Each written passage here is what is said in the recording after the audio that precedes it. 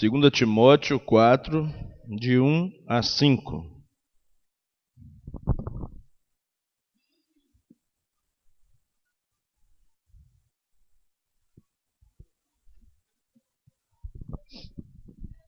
Diz assim a palavra do Senhor: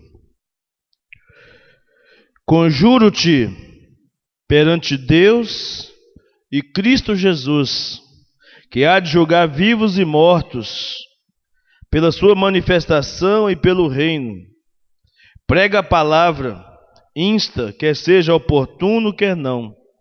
Corrige, repreende, exorta com toda longanimidade e doutrina. Pois haverá tempo em que não suportarão a sã doutrina. Pelo contrário, cercar-se-ão de mestres segundo as suas próprias cobiças, como que sentindo coceiras nos ouvidos, e se recusarão a dar ouvidos à verdade, entregando-se às fábulas. Tu, porém, sê sóbrio em todas as coisas, suporta as aflições e faz o trabalho de um evangelista, cumpre cabalmente o teu ministério. Amém. Nosso Deus, somos gratos ao Senhor nesta noite, mais uma vez, pela Tua palavra. Te pedimos que esta palavra tome conta agora do nosso coração, da nossa vida. Sejamos desafiados pelo Senhor, pela Tua palavra, a estarmos mais atentos à verdade da fé e aplicá-la em todo o nosso viver diário, ó Pai. Guarda-nos, ó Deus, de tropeçar. É o desejo do nosso coração. Fala conosco, nos dê um coração sensível para a Tua voz nesta noite. Que saiamos daqui desafiados pela Tua palavra. Em nome de Jesus. Amém. Amém. Irmãos, a igreja evangélica brasileira tem demonstrado um crescimento assustador nos últimos anos. Os mais otimistas já estão chegando a afirmar que 1 ou 2 de cada brasileiro, de cada 6 brasileiros, já professam a fé evangélica. Há outros que são mais ousados, chega a dizer que já somos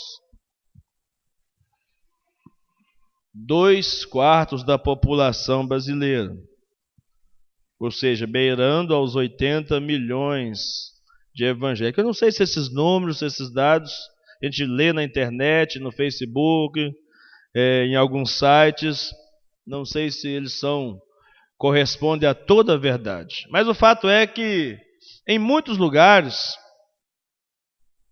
principalmente nos grandes centros, está em ascensão a igreja evangélica brasileira. E, de certo modo, é bom falar de crescimento.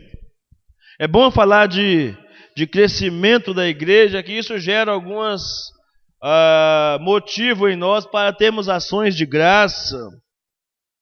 Por causa do enorme avanço da igreja, a gente vê a preocupação pela evangelização muitas vezes e etc. Mas ao mesmo tempo, isso nos traz um grande desafio, uma grande preocupação. Há uma crise instalada no meio evangélico, uma crise doutrinária que automaticamente tem gerado também uma crise de caráter nos cristãos. E isso é o que há de mais lamentável, saber que isso não tem surgido fora da igreja, isso surge dentro da igreja, no meio do próprio povo evangélico. Uma boa parte dessa liderança chamada evangélica totalmente comprometida, negociando princípios inegociáveis da palavra de Deus, comercializando a fé, removendo as colunas da fé cristã e aderindo a uma prática oca, fantasiosa, um tipo de evangelho que não é o evangelho das Escrituras Sagradas, pois não possui fundamento bíblico, nem tampouco compromisso com a verdade. Isso nos causa muita preocupação. A outra parte, entre os evangélicos, que tem trocado a verdade por estratégias de crescimento. Estão mais preocupados com o crescimento da igreja do que com a pregação, a proclamação da verdade. Troca aquilo que é verdadeiro por aquilo que dá certo. Olha, eu tenho ouvido isso de alguns colegas, inclusive. Olha, você tem que pegar na sua igreja aquilo que dá certo. Aplica na igreja o que dá certo. É o que está gerando crescimento na minha igreja ou na igreja de fulano de tal, então você aplica na sua igreja, porque isso é o que dá certo. É o que dá retorno, é o que dá resultado. Mesmo que para isso você tenha que negociar a verdade. Então muitos hoje, no afã de buscar um crescimento, prega o que não o que é certo. Prega o que funciona. Está dando certo? Está funcionando? Está atraindo gente? Está atraindo pessoas para a igreja? Então deixa a coisa rolar. Deixa a coisa rolar para ver como é que fica. E talvez a área mais afetada por esse tipo de sentimento, por esse tipo de envolvimento da igreja, seja a área da pregação da palavra. A área da pregação da palavra tem sido impiedosamente atingida por aqueles que têm pregado para conquistar pessoas a qualquer preço. Tem levado uma vida nesse sentido. E isso tem feito com que a pregação verdadeira tenha sumido de forma assustadora dos púlpitos.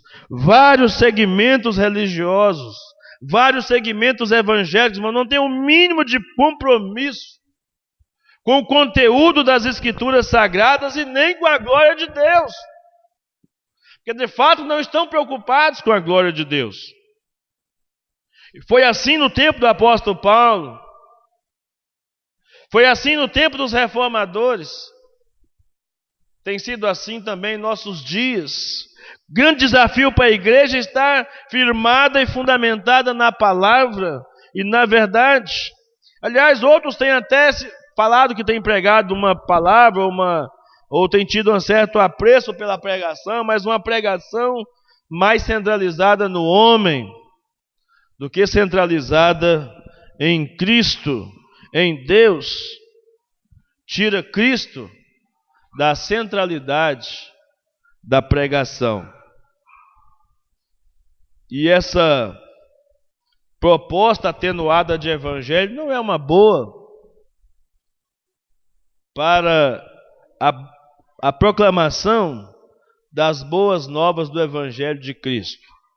Esse esvaziamento do sentido da palavra, ou da importância da palavra, isso não vai trazer crescimento verdadeiro, sim anomalia na formação da igreja, porque a igreja tem se tornado uma igreja doente, que caminha errante, sem nenhum tipo de referencial.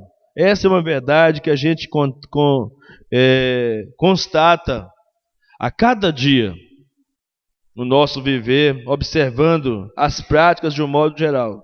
Então, por isso, muitas igrejas estão sofrendo, irmãos, estão cambaleando, estão experimentando na pele o que é ser vítima dessa situação tão terrível que está em nossos dias, instalada em nossos arraiais.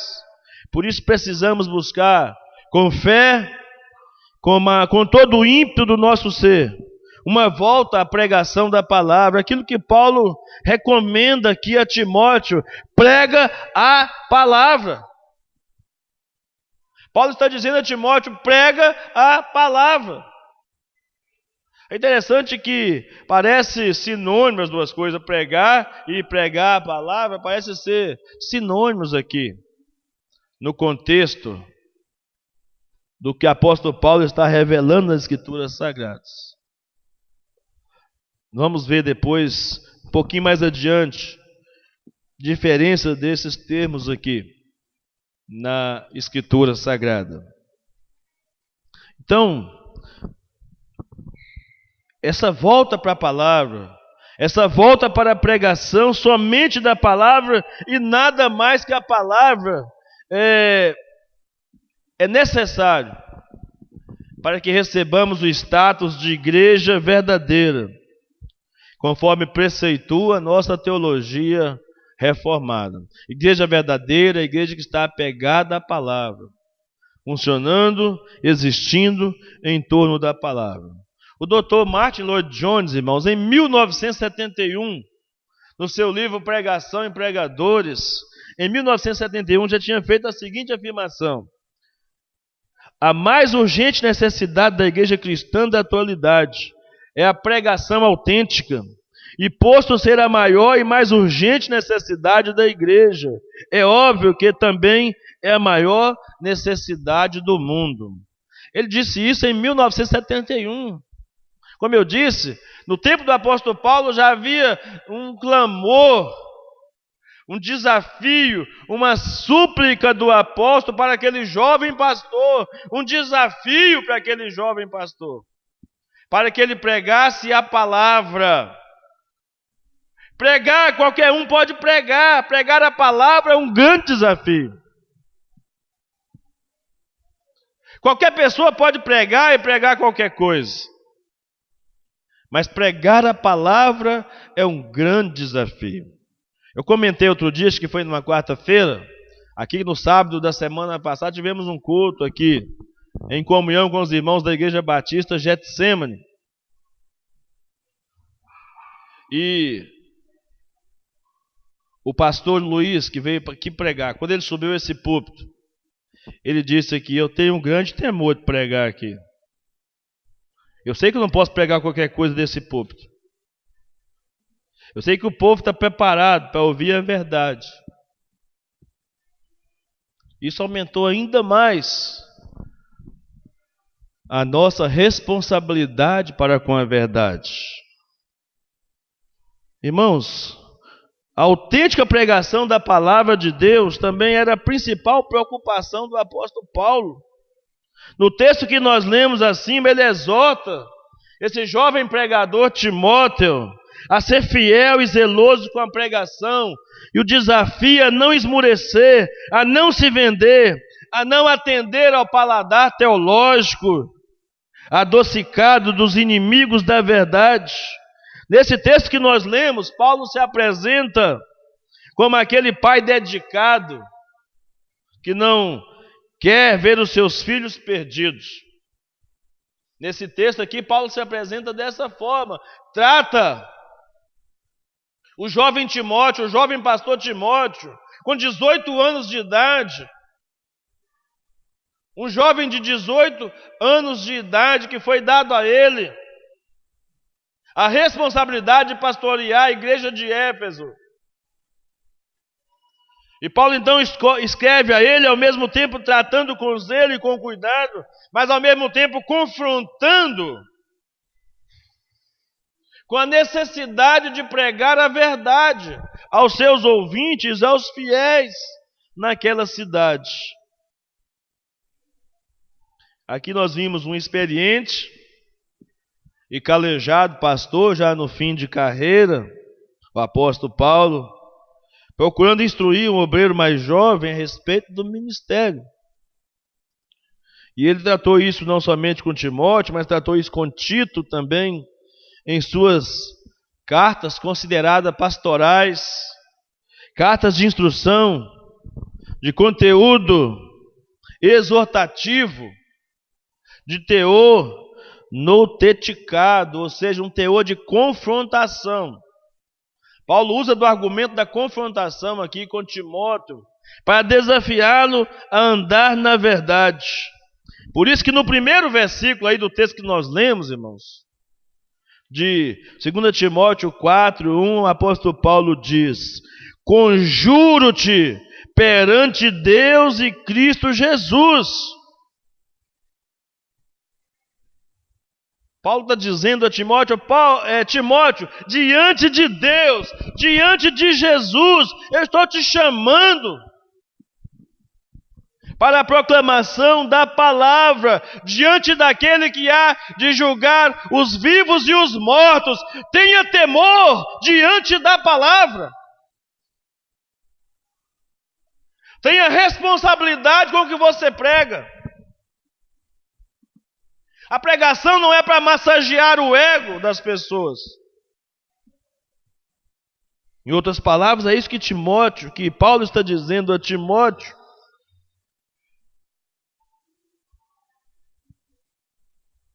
Infelizmente, o que Paulo faz com Timóteo não é o que muitos líderes que apresentam um evangelho triunfalista, um evangelho lucrativo, docético, ou seja, só de aparências, porque o docetismo era uma heresia do século II, do século III, dizendo que Cristo era apenas uma aparência.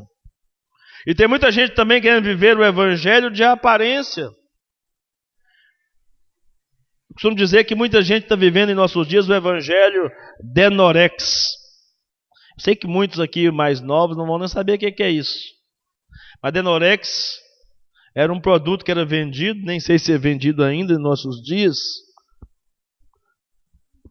E a propaganda na televisão dizia assim: parece remédio, mas não é. Parece, mas não é. Tem muita gente vivendo um evangelho de aparência também. Parece evangélico, parece cristão, mas não é.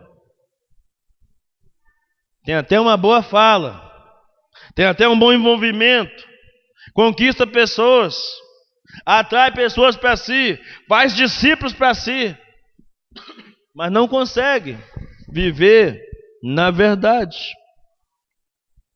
O evangelho apresentado é abstrato, alegorizado, quase mágico.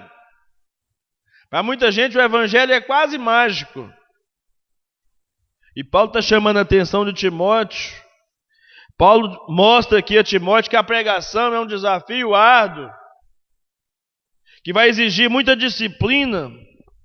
A pregação é um caminho estreito, espinhoso, uma missão cheia de obstáculos, que os dispenseiros de Deus precisam entender isso. O apóstolo Paulo, escrevendo aos Coríntios, disse isso também, que os homens nos considerem ministros de Deus, dispenseiros dos mistérios da palavra de Deus. Então, amados, a pregação é um grande desafio para todo aquele que é chamado, convocado por Deus para essa honrosa missão de pregar o evangelho. Esse é o desafio, a pregação. É isso que eu quero compartilhar com os irmãos nesta noite. Os desafios da pregação e do pregador.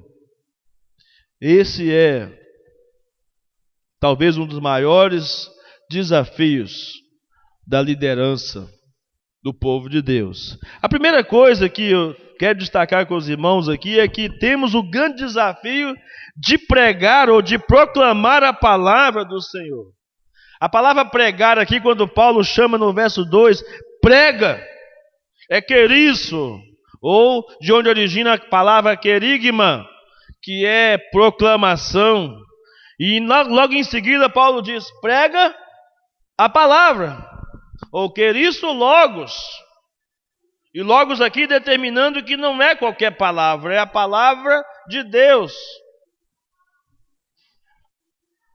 Lá em João capítulo 1, verso 1, a Bíblia diz que no princípio era a palavra, e a palavra estava com Deus, e a palavra era Deus. Era um grande desafio pregar a palavra de Deus. Então Paulo indica para Timóteo, irmãos, que a grande responsabilidade envolve, não era pregar qualquer coisa, era pregar a palavra de Deus. Paulo persuade a Timóteo a proclamar a palavra de Deus. Era um jovem pregador. Talvez pudesse ficar seduzido com vários tipos de pregação. Talvez fosse seduzido de pregar aquilo que o povo quer ouvir. Talvez fosse seduzido a pregar aquilo que dava resultado, aquilo que funcionava, aquilo que dá certo, aplicar aquilo que dá certo. Mas sem ter compromisso com a verdade, com a palavra, é uma afronta ao Senhor da palavra. Ao Senhor da palavra. Então, Paulo está dizendo a Timóteo: proclame a palavra, ou seja, anuncie Jesus. Pregue a palavra em tempo ou a tempo ou a fora de tempo. Anuncie ao mundo inteiro que Deus veio salvar os pecadores. Deus veio salvar o seu povo dos seus pecados, a Bíblia diz, em Cristo Jesus, para conduzir os seus eleitos à eternidade, a Bíblia diz.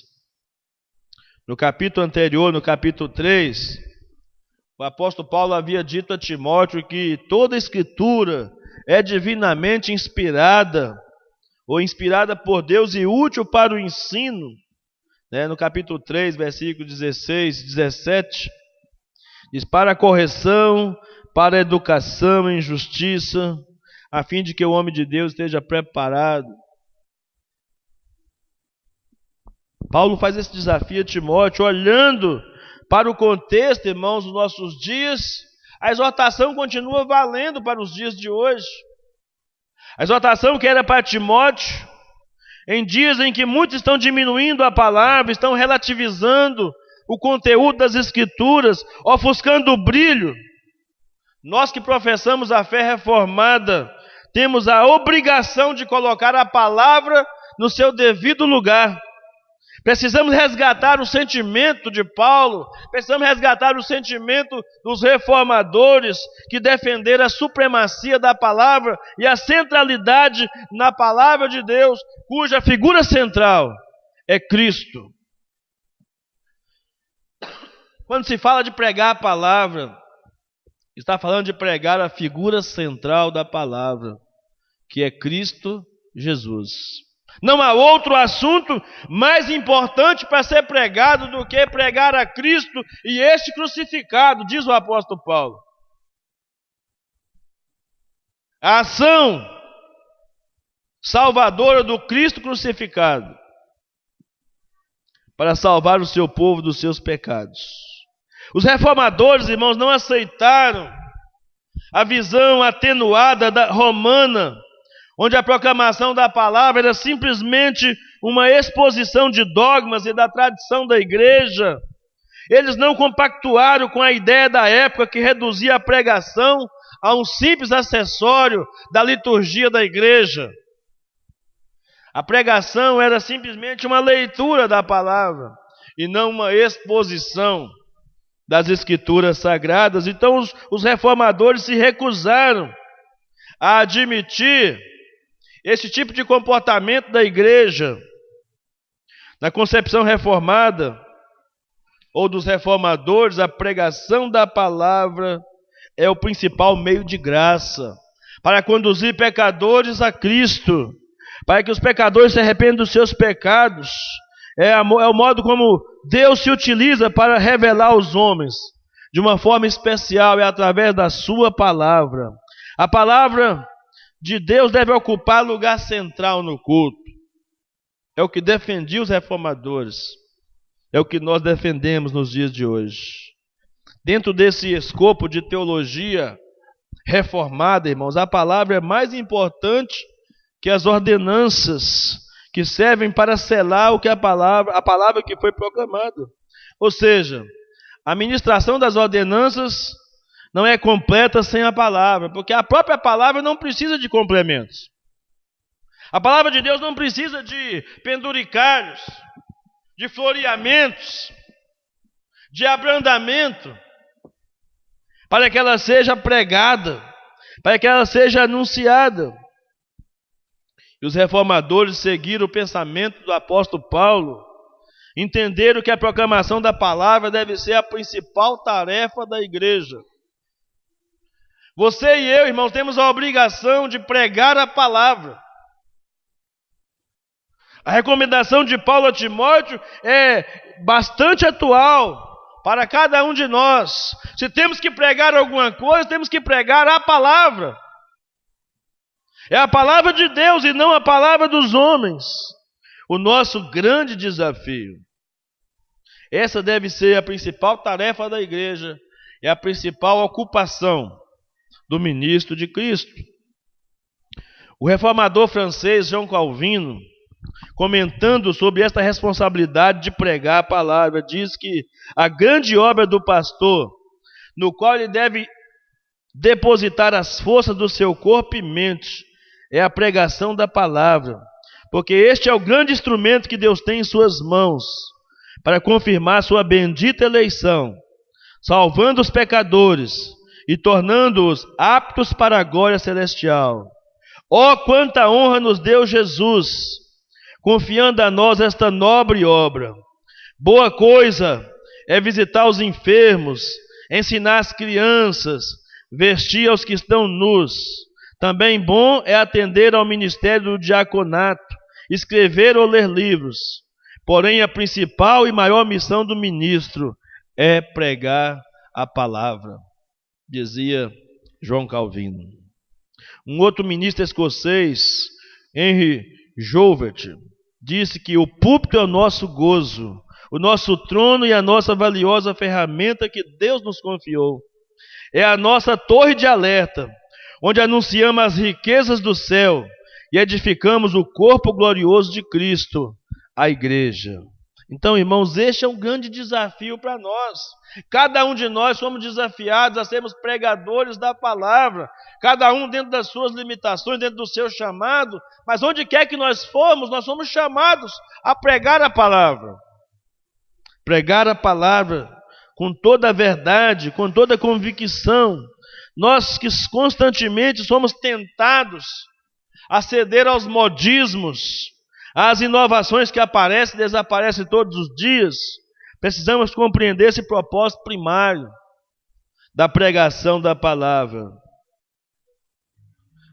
O pastor Richard Baxter alertou seus colegas ministros sobre a ameaça da desvalorização da pregação, dizendo: não deixemos que nada diminua a pregação da palavra, pois quando o ministro perde o zelo com a pregação, está perdendo o zelo com o seu Senhor, está desvalorizando a si mesmo, correndo o risco de ouvir a dura sentença proferida pelo próprio Deus no livro de Ezequiel, capítulo 34, verso 10. Diz o Senhor: eis que eu estou contra os pastores que se servem das minhas ovelhas. Por isso, irmão, nós temos um grande desafio de buscar a missão elevada de proclamação da palavra. E nesse afã de pregar a palavra, o segundo desafio que Paulo diz aqui é de defender a verdade. Quando se prega a palavra, se defende a verdade. Então o segundo tópico é defender a verdade, como desafio da pregação. Primeiro desafio é pregar a palavra, e o segundo desafio é defender a verdade. Dos versos 2 ao 4, Paulo diz: prega a palavra, insta, quer seja oportuno, quer não, corrige, repreende e exorta com toda longanimidade e doutrina, pois haverá tempos em que não suportarão a sã doutrina. Pelo contrário, cercar-se-ão de mestres segundo as suas próprias cobiças, como que sentindo coceira nos ouvidos, e se recusarão a dar ouvidos à verdade, entregando-se às fábulas. É claro, irmãos, que palavra e verdade se harmonizam. Pode até parecer uma redundância quando você fala que precisa pregar a palavra e precisa defender a verdade. Palavra e verdade andam e trabalham juntas. Não tem como você proclamar a verdade não tem como você proclamar a palavra sem falar da verdade. Uma sustenta a outra. É nesse contexto, então, que Paulo chama a Timóteo, na sua pregação, que deveria ser esses os passos a seguir. Ao pregar a verdade, ao pregar a palavra, se defende a verdade. É o que diz o apóstolo Paulo aqui. E defender a verdade aqui, irmãos, não é criar um discurso polêmico ou polemizador, mas é um discurso apologético, um discurso de defesa da fé. Não é simplesmente provocar os outros com a pregação ou com a palavra, mas é um sentimento de defender a verdade e dizer que a palavra de Deus deve estar acima de todo e qualquer sentimento e desejo humano.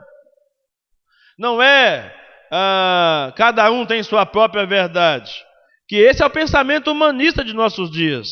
Cada um tem sua própria verdade. Não, nós temos uma única verdade, e ela é a palavra de Deus, e não muda. Nossa verdade é a palavra de Deus, não é a verdade do pastor Erisvaldo, não é a verdade da Igreja Batista Nova Vida, não é a verdade dos homens de fé que nós cremos que foram homens usados por Deus no passado. É a palavra de Deus, é essa palavra que nós estamos sendo conclamados a pregar e a crer na luta contra os opressores ou os opositores de plantão, contra os falsos mestres que se levantam contra a verdade, espalham heresias, sem nenhum temor no coração, ensinam coisas que a Bíblia não ensina. Qual é o fundamento bíblico, irmãos? De vender água consagrada para os outros? Qual é o fundamento bíblico de dar lenços, dizendo que esses lenços podem curar as pessoas? Qual é o fundamento bíblico de arrecadar dinheiro para reconstruir ou para construir um templo de Salomão? Qual é o fundamento bíblico para tantas coisas que a gente ouve falar em nossos dias? Outro dia um camarada pegou um balde grandão assim, encheu de óleo, enfiou a Bíblia lá e deixou a Bíblia dele encharcada no óleo, dizendo que a Bíblia dele era mais ungida e mais consagrada do que a dos outros. Depois, outro dia, ele pediu o pessoal para poder pegar aquele tambor de óleo e despejar nele todinho. Irmãos, hoje nós não precisamos mais dessa unção com óleo. Porque a unção com óleo no Velho Testamento era usada enquanto o Espírito Santo ainda não tinha sido dado aos seus discípulos, ao seu povo. A unção com óleo no Velho Testamento era símbolo do Espírito Santo e só se ungia sacerdotes, reis e profetas. Não era unção para todas as pessoas. O Espírito Santo ainda não tinha sido dado. E quando Tiago fala sobre ungir com óleo na sua carta, no capítulo 5, está falando de forma medicinal e não de forma espiritual. Porque diz, unge com óleo, mas chame os presbíteros para orar. Você dá remédio, mas ora também. Esse é o contexto, esse é o grande ensinamento de Tiago, valorizando também a medicina como instrumento e ferramenta de Deus para a cura de muita gente. Não é nenhuma falta de fé quando você procura o médico, quando você procura a farmácia. Muita gente, muitos pregadores têm causado terror em muitos crentes, dizendo que seria uma falta de fé alguém tem que procurar o médico, ou tem que procurar a farmácia. Você une uma coisa com a outra, você ora ao Senhor e você busca os recursos. Em alguns momentos da sua vida, Deus pode lhe curar sim, por que não? Ele é soberano, Ele não mudou. A Bíblia diz em Hebreus capítulo 13, versículo 8, que o Senhor Jesus é o mesmo ontem, hoje e será para sempre. Ele não mudou. Ele pode curar de maneira sobrenatural, mas Ele pode usar o recurso que Ele quiser. E pode até não curar. Na sua soberania, Ele pode deixar de curar você por algum propósito que só Ele sabe. Por isso que aquela música é muito atual, né? Se Deus fizer, Ele é Deus. Se não fizer, continua sendo Deus. Não pode ter mais verdade do que isso, irmãos. É uma declaração completa sobre a soberania de Deus, do absolutismo de Deus, em meio a tantas relativizações que os homens fazem em nossos dias.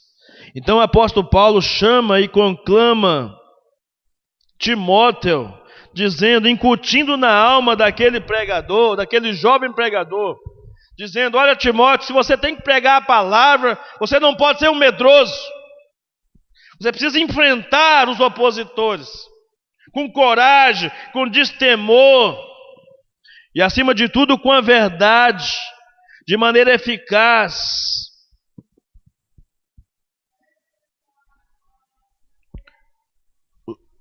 O desafio de Paulo a Timóteo, irmãos, é dizer a ele que os imperativos da pregação destemida e eficaz, mostrando a Timóteo que a defesa e o anúncio da verdade muitas vezes não atende o gosto, o paladar humano. Pelo contrário, cria um confronto entre a verdade restauradora de Deus e as mentiras que são pregadas pelos homens. É um desafio entre a verdade revelada de Deus e o coração corrompido do homem. O desafio que Paulo faz a Timóteo aqui nessa carta. Segundo o Dr. Martin Lloyd-Jones, ele diz: o coração corrompido do homem é o ventre da mentira, onde ela se prolifera e atinge a plenitude de toda a maldade. Irmãos, isso nos dá a noção do desafio que Paulo estava incumbindo o seu jovem discípulo e a todos nós. O desafio que está por trás da pregação. Que não é, o objetivo do pregador não é agradar os ouvintes, é agradar a Deus. O desafio do pregador não é falar simplesmente para agradar as pessoas. O desafio do pregador é confrontar as pessoas com a verdade. Esse é o grande desafio na pregação. Esta é onde não existe lugar para os descamisados que se aventuram à pregação sem nenhum propósito. Essa pregação não é obra para ser desenvolvida por pessoas que vivem oscilando entre céu e inferno. Essa pregação da verdade não pode ser pregada por meninos que vivem agitados de um lado para o outro, ou por ventos contrários de doutrinas que sopram fortemente em nossos dias. Essa pregação da verdade não pode ser pregada por gente de psique perturbada. Essa pregação da verdade não pode ser pregada por pessoas de sentimentos confusos e indefinidas, teologicamente e biblicamente. Mas deve ser pregada por homens resolvidos, destemidos, transformados, comprometidos com a verdade, que é a palavra de Deus. Homens que confiaram sua cabeça ao céu, seu coração ao Senhor e sua vida à causa de Cristo. Por isso que Paulo conclama Timóteo como uma espécie de voz profética aqui, irmãos. Ele diz, com correção, prega a palavra dessa forma, Timóteo, com correção, repreensão, paciência, que é longanimidade, e doutrina. Muita gente não gosta de falar de doutrina, mas esse era o enfoque principal do apóstolo Paulo. O tempo todo, nas suas pregações, ele falava da teoria doutrinária e falava de como aplicar a doutrina ao coração das pessoas. Esta é uma convocação urgente para os nossos dias. É um desafio para mim e para você. A pregação da verdade. No mundo que está desfigurado da verdade, a igreja deve ser o instrumento da verdade. Na pregação, todos os dias. Principalmente num momento como esse, em que a inspiração e a infalibilidade e a inerrância das Escrituras são atacadas de forma terrível. Temos visto muitos grupos, dizendo-se grupos evangélicos, defendendo coisas que não tem na Bíblia, ou simplesmente dizendo que muita coisa que está na Bíblia não é de Deus. A gente ouve as pessoas dizer isso com muita frequência, e isso é fruto do liberalismo teológico, que dizia, os teólogos liberais diziam que a Bíblia não é a palavra de Deus, ela simplesmente contém a palavra de Deus. diferentemente do posicionamento de Cristo, do posicionamento dos apóstolos, do posicionamento dos pais da igreja, do posicionamento dos reformadores, dos reformadores, dos pós-reformadores, os puritanos, que afirmavam categoricamente que a Bíblia é a palavra de Deus. John MacArthur, no seu livro Com Vergonha do Evangelho, ele diz: tomemos cuidado, porque o liberalismo está bem vivo e muito mais perigoso do que nunca. No século passado, era mais fácil combatê-lo, porque era fácil identificá-lo.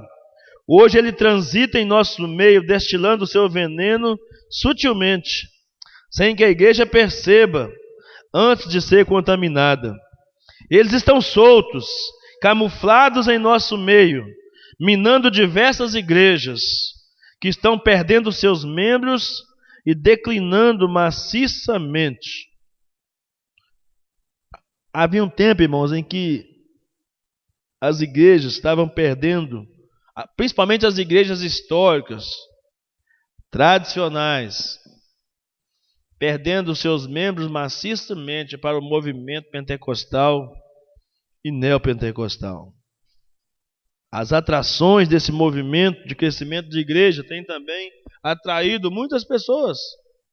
Estava conversando com um pastor essa semana e dizendo: puxa vida, como uma igreja que tem muita gente atrai mais gente. As pessoas vão pelo movimento, vão pelo número de pessoas que estão frequentando o ambiente e acabam sendo influenciadas pelo grupo, não necessariamente pela verdade que está sendo pregada. E esse liberalismo teológico, irmãos, ele é fruto do racionalismo, fruto do subjetivismo, fruto da dialética filosófica, e não coadunam com a verdade da palavra revelada na palavra de Deus. Como eu disse, os teólogos liberais do século XX, principalmente, eles afirmavam categoricamente que a Bíblia não é a palavra de Deus. Entre eles, Calbar, Paul Tillich, Rudolf Bultmann, Langston e outros mais. Talvez vocês nunca tenham ouvido falar desses homens, ou tenham ouvido eu falar aqui, mas se você conhecer a obra desses homens, você vai se assustar do quanto que a ênfase está no homem e quanto Deus é colocado de lado nos seus ensinamentos teológicos.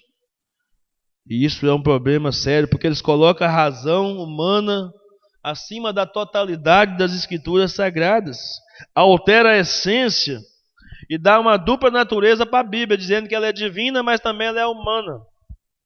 E a Bíblia, quando fala da humanidade, dos homens que escreveram a Bíblia Sagrada, diz que eles eram homens inspirados pelo Espírito Santo. Embora Deus aproveitasse o estilo dos escritores, mas eles só escreveram movidos pelo Espírito Santo de Deus. Não era pela vontade própria.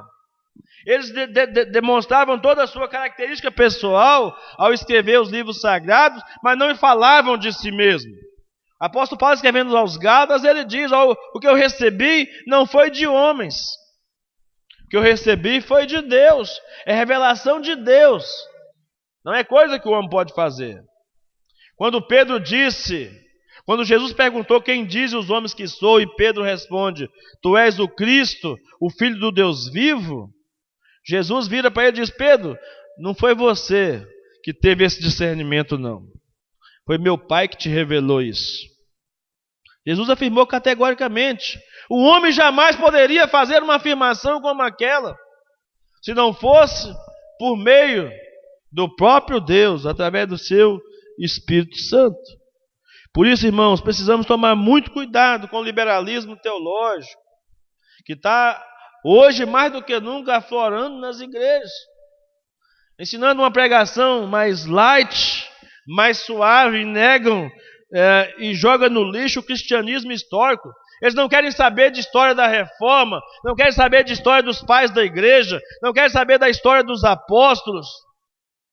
O que vale é o aqui e o agora. Eles jogam no lixo a história, o nosso passado, de homens que morreram, deram a vida por causa do Evangelho, e por isso o liberalismo teológico olha para o passado com desprezo e com arrogância, e quer jogar no esquecimento as glórias dos nossos pais, e também os sofrimentos que eles enfrentaram para defender a fé genuinamente cristã. Por isso, meus queridos irmãos, mais do que nunca, a verdadeira pregação do Evangelho, das Escrituras, precisa ser defendida por nós. Não podemos aceitar. Precisamos pedir ao Senhor que nos dê discernimento. Discernimento para que não aceitemos qualquer tipo de palavra.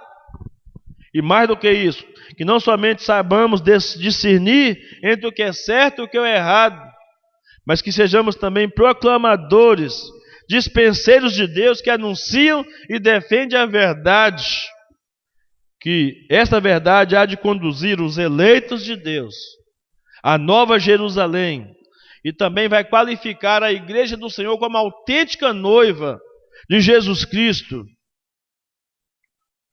Uma igreja só pode ser chamada de igreja se ela for fiel, cumpridora e seguidora da palavra de Deus. Caso contrário, não pode ser chamado de igreja verdadeira. A igreja deve ser o depósito, o baluarte da verdade, diz a palavra de Deus. Deve ser um depósito, deve ter a palavra como um meio de protegê-la, de guardar como um tesouro a 7 chaves.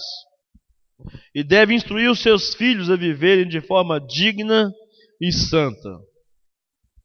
E por último, o apóstolo Paulo diz: nós temos o desafio de proclamar a palavra, de defender a verdade, e o último desafio é cumprir totalmente a nossa missão. Esse é o terceiro ponto apresentado por Paulo aqui nesse texto. Cumprir totalmente a nossa missão. No verso 5 ele diz: tu, porém, sê sóbrio em todas as coisas, suporta as aflições, faz o trabalho de um evangelista e cumpre cabalmente, ou seja, totalmente, o seu ministério. Paulo faz um apelo pessoal a Timóteo. Ele projeta sobre Timóteo a responsabilidade de assumir de maneira irrepreensível o ministério que ele abraçou. Não desista. Em outras palavras, Paulo está dizendo para Timóteo: não desista, não pare de pregar a verdade, anuncie. Ser um evangelista é ser um anunciador das boas novas do evangelho do reino. Não pare de falar, de falar esta verdade, até que um dia você possa dizer, como o próprio Paulo disse: acabei a carreira e guardei a fé. Permaneci fiel. Cumpri a minha missão, disse o apóstolo Paulo. E a pergunta é, amado, você tem cumprido a sua missão? Você tem feito o que Deus espera que você faça? Na sua casa, na sua vizinhança, no seu trabalho, na sua escola? Você tem feito o que Deus tem pedido você para fazer? Viver o Evangelho, pregar o Evangelho, defender a sua fé, custe o que custar. Mas você precisa obedecer. Eu disse que hoje o máximo que você pode experimentar quando você defender a sua fé é a rejeição de algumas pessoas da sua casa, a rejeição de algumas pessoas no seu trabalho. É o máximo. Os pré-reformadores, os reformadores, irmão, quando eles desafiavam a autoridade do Papa, quando eles desafiavam as autoridades políticas da sua época, eles sabiam que a cabeça ia para o toco. Eles iam ter a cabeça cortada, ou iria para o toco, ou iria para a forca, ou iria para a fogueira. Eles sabiam disso. Quando eles enfrentavam as autoridades do seu tempo, eles sabiam que o risco era de morte. E hoje nós, com tanta facilidade que temos de pregar a verdade, defender a verdade, proclamar a palavra de Deus, nós temos medo de sair da zona de conforto, de perdermos o nosso emprego, de perder a amizade dos vizinhos, de perder a amizade dos nossos parentes, para proclamar e defender a verdade. Então Paulo está dizendo a Timóteo: olha, Timóteo, cumpra cabalmente a sua missão, suporta as aflições, faz o trabalho de um evangelista, aguenta. Vai ser difícil, mas aguenta firme. Paulo está dizendo que não seria fácil, irmãos. Cumprir a missão de evangelista, cumprir a missão de pregador da verdade, requer muitas aflições. Você passa por muitas lutas, por muitas dificuldades. Ser um defensor da verdade, isso causa muitos transtornos. Isso não atrai pessoas. Eu tenho consciência disso.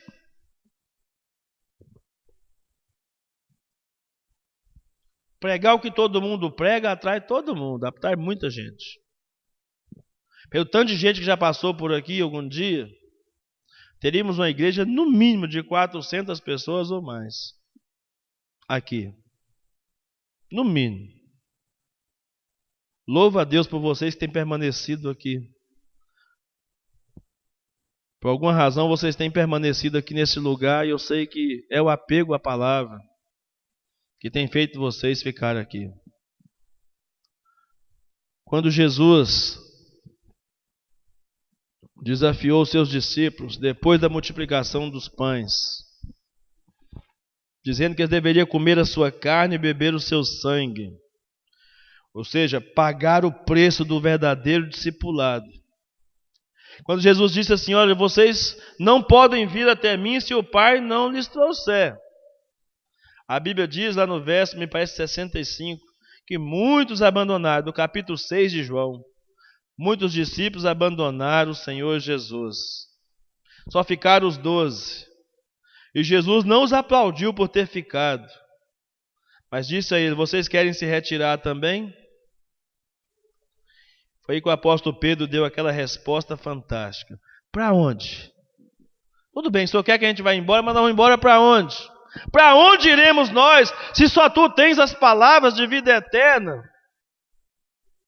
Disse o apóstolo Pedro. Esse apego à verdade, essa obsessão pela verdade, deve ser a nossa marca principal de vida cristã, de compromisso com Deus. Infelizmente, irmãos, digo isso com muito pesar. Infelizmente, o que vemos hoje, muitas vezes, que o movimento evangélico brasileiro é muito mais conhecido e noticiado por causa dos escândalos do que pelo seu zelo fiel à palavra de Deus. As manchetes destacadas pelos noticiários muitas vezes nos faz chorar. Foi-se a época em que as figuras evangélicas eram respeitadas, simplesmente de pronunciar o seu nome. Pronunciar o nome de crente era sinal de confiança. Alguém falava que ia fazer uma compra, falava que era crente, não precisava nem de ter cadastro para comprar. Hoje, para comprar, por exemplo, eu como pastor não consigo fazer nenhum empréstimo no banco. Se eu falar que a pessoa é pastor, o banco não me empresta nem um centavo. Eu tenho que usar minha segunda profissão, dizer que eu sou um professor. Porque como pastor não consigo financiar um carro, como pastor não consigo financiar uma casa. Infelizmente, antigamente era fácil. Hoje a gente não consegue fazer nada disso. O banco diz: os maiores caloteiros que nós temos no banco aqui são os crentes. O comércio diz a mesma coisa. É terrível a gente passar por esse constrangimento, por essa vergonha. Eu, quando cheguei aqui, amados, em 2007, fui fazer uma compra naquele depósito ali. E a menina que trabalha disse assim, eu vou vender para você porque eu confiei em você. Eu não sei porquê, mas eu confiei em você. Mas se você falar que é pastor, não resolve nada aqui. Mas eu confiei em você. Já tive muitas decepções. Ela me disse assim, já tive muitas decepções como pastor, inclusive da sua igreja. Falou na cara, na lata comigo assim, em 2007. Ele tem que falar a verdade, irmãos. Tem que abrir o coração. Essas são as dificuldades que nós enfrentamos de um evangelho que não gera transformação de caráter na vida das pessoas, que as pessoas não têm compromisso com a verdade. Porque alguns líderes não estão preocupados com a verdade. Anunciar a verdade para o seu povo. Sem falar nas práticas obscuras, onde a ordem é invertida, segmentos denominados evangélicos, onde o sagrado é quem celebra o terreno, destronar o Todo-Poderoso em lugar, colocar uma frágil figura mística de um homem. Em nossos dias essa é a realidade. Então quando Paulo fala para Timóteo, olha Timóteo, cumpre o trabalho de evangelista, dizendo, você tem um trabalho, você tem um chamado, você tem uma missão, e você não está falando de você. Você foi chamado para falar sobre Ele. Ele que é o soberano, Ele que é o Senhor dos senhores, o Rei dos reis. Você é chamado para proclamar o Cristo crucificado. Você não foi chamado para falar de você mesmo, Timóteo. Chamado para ser um evangelista, para cumprir a missão de evangelista, é chamado para dizer, olha Timóteo, você não pode anunciar outro evangelho, a não ser o evangelho de Cristo. Esse é o grande desafio para nós, irmãos. Sermos fiéis dispenseiros da verdade, pregar com a certeza de que é o Espírito Santo que vai mover os corações diante da graça irresistível e misericórdia de Deus. O grande pregador do século XIX, Charles Haddon Spurgeon, diz que qualquer tentativa de ensinar as Escrituras aos outros e realizar a obra é vã sem o auxílio do Espírito Santo. Ele diz que a menos que o Espírito dos profetas esteja repousando sobre nós, o manto que usamos não passa de um traje tosco e enganoso. Se não temos o Espírito que Jesus prometeu, não podemos cumprir a comissão que Jesus nos deu. Disse mais ainda, que não somos chamados para proclamar filosofias e metáforas, mas o simples e puro evangelho, como já dizia C.S. Lewis também, né? Pregando o simples e puro evangelho de Cristo. Por isso, a pregação da queda do homem, da necessidade do novo nascimento, do perdão mediante a expiação de Cristo, a salvação como resultado da fé, são estes os machados que devem ser colocados à raiz das heresias para serem combatidos como nossas armas de guerra na pregação da palavra. Por isso, amado, devemos cumprir cabalmente o ministério que recebemos do Senhor, que Ele depositou em nossas mãos, para o nosso bem e para a glória eterna de Deus. Fazendo a radiografia dos nossos dias, nosso desafio se torna ainda maior. É maior que a nossa própria vida, o desafio de pregar a verdade. O desafio de pregar a verdade é maior do que a nossa própria vida, porque precisamos dar a vida para esse chamado, ou por esse chamado, para cumprir esse desafio. É nítido que estamos contemplando um crescimento numérico extraordinário em muitas igrejas em nossos dias. Em nossa pátria, como nós já dissemos, dizem que é de 30% a 40% da população se intitula evangélica. Hoje temos uma massa, uma grande multidão, mas muitos estão se orgulhando disso e não vendo o fundo do poço que nós estamos mergulhados nele. Muitos estão trombeteando lá fora que o Brasil está experimentando um avivamento religioso. Mas que avivamento é esse, irmãos? Com tanto comércio da fé, com tanta corrupção, com tanta violência em nossos dias. Que avivamento é esse que a igreja está experimentando em nossos dias? O que muita gente chama de avivamento é só movimento, é só barulhamento. É o que muita gente chama de avivamento em nossos dias. E a esperança para a igreja, na atualidade, passa pela volta à pregação fiel das Escrituras Sagradas. Se nós não conseguimos atrair as pessoas pela pregação da palavra, não conseguiremos verdadeiramente por outro meio. Poderemos enganar as pessoas por um tempo, mas ninguém pode ser enganado para sempre. Que Deus tenha misericórdia de nós, e nós sejamos cumpridores, sejamos irmãos como tochas reluzentes da verdade, anunciar nesse mundo de escuridão que há em nossos dias, servindo a Deus, servindo a igreja, com todo amor e com toda dedicação. É o nosso maior desafio nesses dias. Para mim e para você, somos dispenseiros de Deus, dos mistérios da verdade de Deus.